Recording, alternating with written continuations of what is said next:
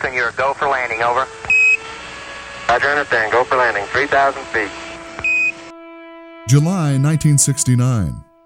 The world watches in awe as America's space program wins the race to the moon. Eagle, Houston, we see you on the steerable, over. An eternal line of demarcation for a species now capable of traveling in space. Houston, Tranquility Base here. The Eagle has landed. It's one small step for man, one giant leap for mankind. But if the moment and the famous words belong to Neil Armstrong, it was 39-year-old Buzz Aldrin who did the driving, the pilot of the lunar module and the second man down the ladder. But I got down the bottom of the ladder. Now what can I say to match that? Magnificent desolation. 46 years later, Buzz Aldrin equally famous in this galaxy or the one next door. Buzz Lightyear mission log. All signs point to this planet as the location of Zurg's fortress. The real reason Neil was closer to the door than I was. Now 85, Buzz Aldrin's vision for American space travel burns as brightly as ever. His recent visit to the Black Hills, a chance to spread the gospel of a space renaissance.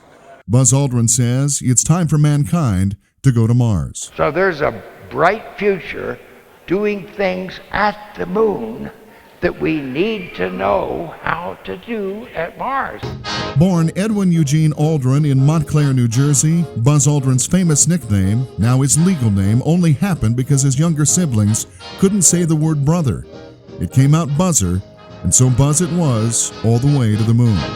Offered full scholarship to MIT, Aldrin went instead to West Point, graduating third in his class in mechanical engineering.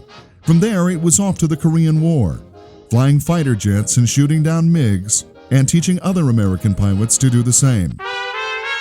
In 1963, Buzz Aldrin would make good on that MIT scholarship, earning a doctorate in aeronautics and writing the thesis that would land him at NASA, spelling out techniques used in every space mission from Gemini to the space shuttle. Line of sight guidance for manned orbital rendezvous. Come on, rookie, park that thing. To learn how to do things in space at MIT, like joining spacecraft together, that helped tremendously in all the space programs. 10 feet. Especially Apollo. Capture. Rendezvous is what brought us back home. As the 46th anniversary of the moon landing approaches, Aldrin thinks of legacy and inspiration, telling a crowd of 1,000 people in Rapid City, a Mars mission is long overdue. It is a significant challenge, and one we should accept. In his new book, Mission to Mars, spelling out a blueprint for how to get there, what he envisions is cyclical missions and a permanent human settlement on the Red Planet. Now, I am pioneering with some of that innovation, better ways of getting to Mars. It won't happen while I'm around.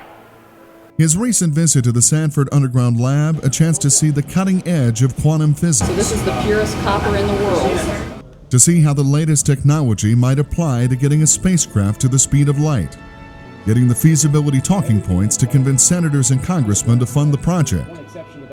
And everywhere he goes, even among world-class scientists a mile underground, getting the treatment and reverence reserved for space cowboys of the golden age of the new frontier. In the 60s, the astronauts were thought of as rock stars, and there's such a pull away in our society now. We need to have these people, these pioneers, as our motivators for why it is that science and engineering is so important to us.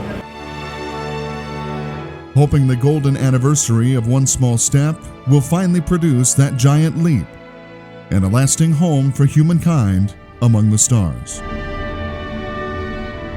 Look for different ways of improving things. That is what I hope I will be known for as a futurist in space, a patriotic futurist.